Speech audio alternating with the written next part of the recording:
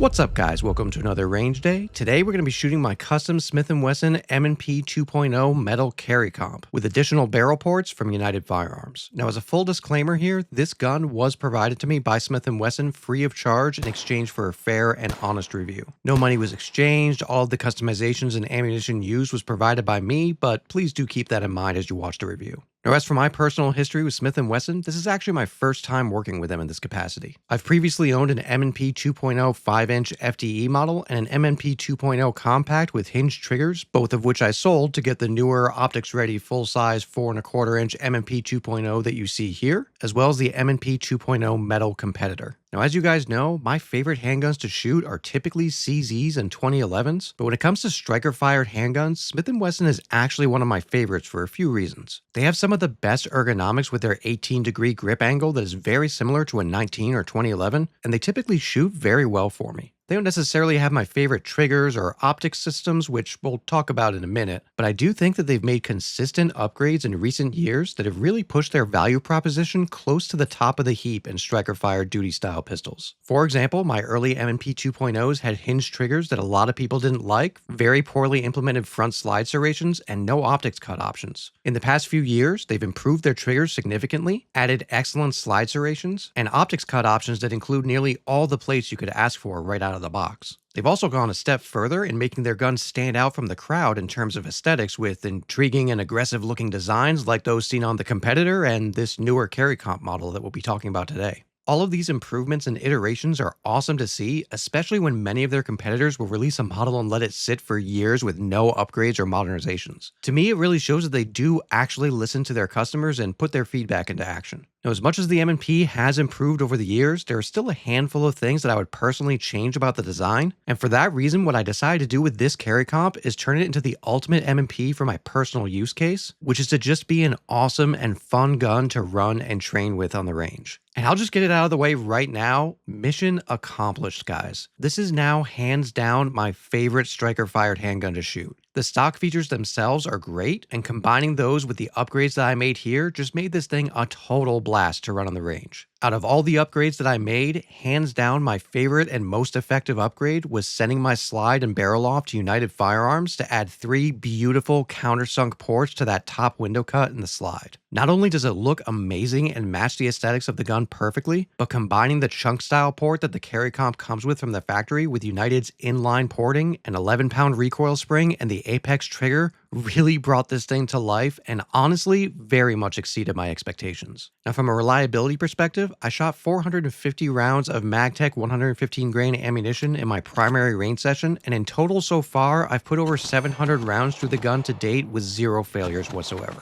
The recoil impulse is very smooth and mild, and with all those ports on there, it gets back on target really fast for me. It pretty much ticks all the boxes that I was looking for. So let's dive into the details on this custom carry comp with a quick review of the features that it comes with from the factory, what I've done to mine to essentially make it the perfect M&P, and how it all performed on the range. So the biggest draw of the new carry comp model is the chunk port style port or comp at the end of the muzzle and slide. This is a very cool design made popular by folks like Vinny over at Monsoon Tactical, and it's known to be very effective at mitigating felt recoil and muzzle rise, much like a traditional compensator. Now, unlike some folks that have been mimicking this design, Smith & Wesson very smartly backboard the port area to ensure that there are no issues with accuracy or spalling, which is a very nice touch. Then we have the slide itself, which in my opinion is one of the coolest looking slide designs that I've seen in a really long time. I just love the aggressive looking and feeling serrations, which are extremely effective and feel great in practice. The way they're contoured, it almost seems like they're designed specifically to be used with a pinch style racking method, which I'm definitely a fan of, and they worked great for me on the range. We've got some cool looking and conveniently positioned lightning cuts, which help reduce reciprocating mass and provide some nice opportunities for upgrades, like those ports that I added from United Firearms. I also love the finish on the slide, which they call Armor Night. It's sort of a glossy black that looks really slick and feels excellent. I'm a big fan of this finish. Now, the sights are a really nice blacked out and serrated U-notch style rear sight with a bright yellow front night sight. I love these sights, but unfortunately, they don't co-witness with any optics except for the HoloSun SCS that forgoes the plate system, and that's really disappointing to me. My optics-ready 4¼ inch full-size M&P 2.0 has co-witness sights from the factory, and since this gun is designed for carry, I feel like they kind of missed the mark a little bit by not including co-witness sights here. Now, the optic cut itself on the M&P 2.0 is kind of a mixed bag. On the one hand, they do give you all of the plates and screws that you could ever need for nearly any optic on the market, which is more than just about any other manufacturer out there aside from someone like Canik, and so for that I do have to give them strong marks. Unfortunately, the cut itself is very shallow in the slide, making co-witnessing without really tall sights nearly impossible, and then the plates themselves are made out of a really thin plastic material instead of aluminum or steel. Now, I've never personally had any issues with these, including with the 700 plus rounds that I've put through this particular gun so far,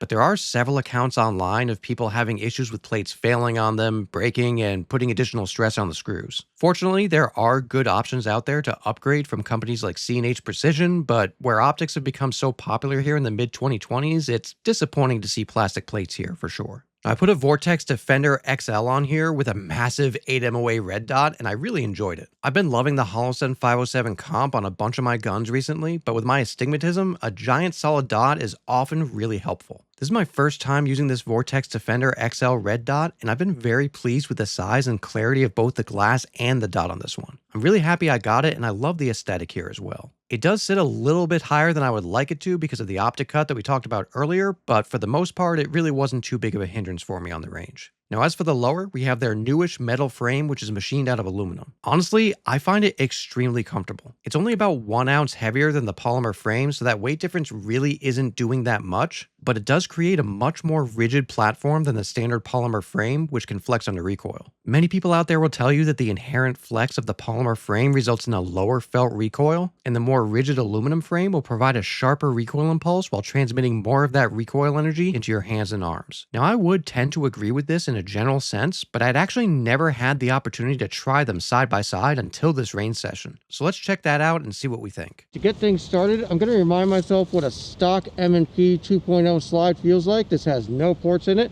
It is on the metal frame with that apex trigger. So I'm going to get myself reacquainted with a stock M&P, and then we'll use that as a basis for comparison with the custom carry comp.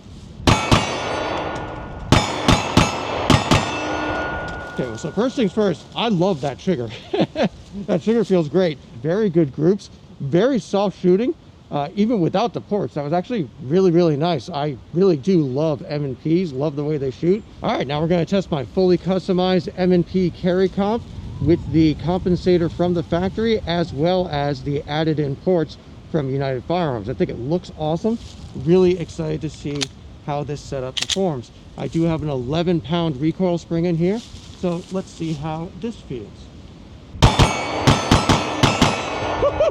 Holy crap! Wow, yeah, so that feels really freaking good. A lot faster back on target than the stock setup. Very, very fast, very flat shooting, very, very soft shooting. I really can't imagine that the polymer frame is going to make that big of a difference. I actually love the way this metal frame feels, but let's test out right now. I'm going to throw the carry comp slide with the custom barrel porting on my polymer frame. It's not going to have the apex trigger, so that might slow me down a little bit, but let's try that out and see what that feels like. All right, so now I have the custom M&P carry comp slide on a standard polymer frame as opposed to the metal frame. So let's see if the polymer frame feels that much different from the metal frame, like a lot of people seem to say that it does.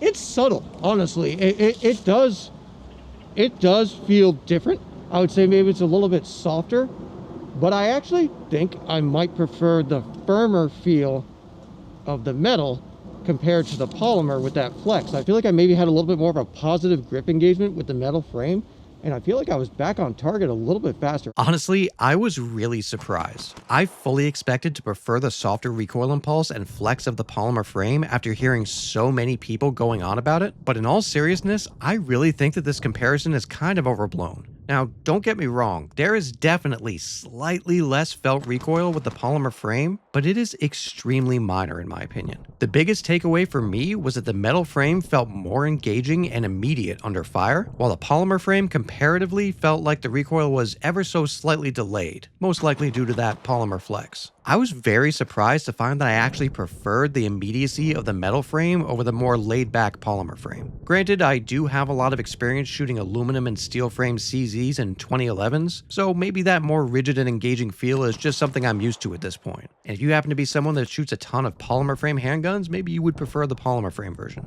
Now, as for the ergonomics, I absolutely love the way this grip feels. I'm a huge fan of both the metal and polymer M&P frames, really. The 2.0 texture is very aggressive, and the palm swell panels they provide fit my hands better than just about any other striker fire handgun on the market. We also have a nice low bore axis and comfortable controls that are easy for me to reach without breaking my grip. The slide stop and release lever works great for me, but I will say that after getting used to the huge extended magazine release on the competitor, I was a bit disappointed with the comparatively recessed magazine release on the carry comp. I really wanted to upgrade it before the range session, but there just aren't a lot of options out there, so I ran it as it is, and honestly, it worked perfectly fine in practice. That said, I was recently able to pick up this extended magazine release from Springer Precision, and it feels fantastic. It's a huge upgrade for me personally. It makes dropping magazines way smoother. Between that and this Align Tactical slide stop gas pedal style thumb rest that I picked up, this pistol just feels fantastic in my hands now. There's really not much else that I would change at this point. Now lastly on the lower, we have the stock trigger, which is their new performance center trigger. It's a big improvement over the older hinge style triggers, but it's still not perfect by any means. We've got a traditional finger dingus style safety with a good amount of take up,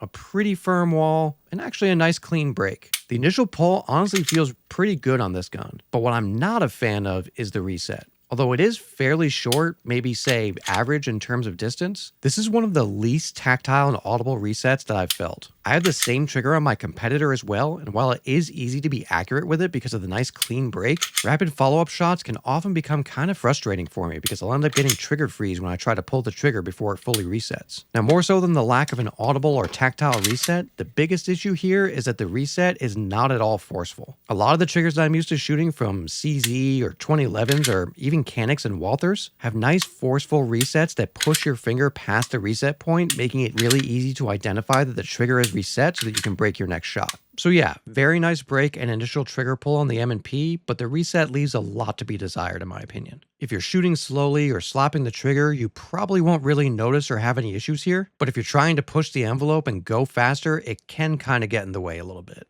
At least it does for me, and admittedly that is an issue that's exacerbated by constantly switching platforms for filming reviews. And that's actually a perfect segue into the changes that I made to help make this my new favorite M&P or even my favorite striker-fired pistol to shoot on the range. So starting with the trigger, I've installed an Apex Type 3 flat-faced forward trigger kit, and it's fantastic. It has a very well-defined wall with a light and crisp break, and a reset that is shorter, more tactile, and more forceful than the standard performance center trigger. It's definitely not perfect. It's not as good as a striker-fired Canic reset or a 2011 reset, obviously, but it is definitely an improvement over the stock trigger. I would say this is an excellent upgrade in my opinion. This is actually my first time trying out an Apex trigger in any platform, and so far I'm really impressed. It was super fast on the range, and the light and crisp break made it really easy to be accurate as well. The only issue that I did have is that after shooting so many 2011s, I had gotten used to holding my trigger finger around the center or even the top of the trigger shoe. Now, if I do that with this trigger, I don't engage the trigger safety enough to allow the trigger to pull and break. And this caused a little bit of frustration for me on the range, so I spoke with Apex just to run it by them, and they were very helpful. They pointed out that if I position my finger towards the bottom of the trigger, I should be able to almost completely resolve this issue, and they were right. So it was operator error, and now that I've gotten used to pulling the trigger from the bottom on this platform, I've had no issues with it. This trigger feels excellent.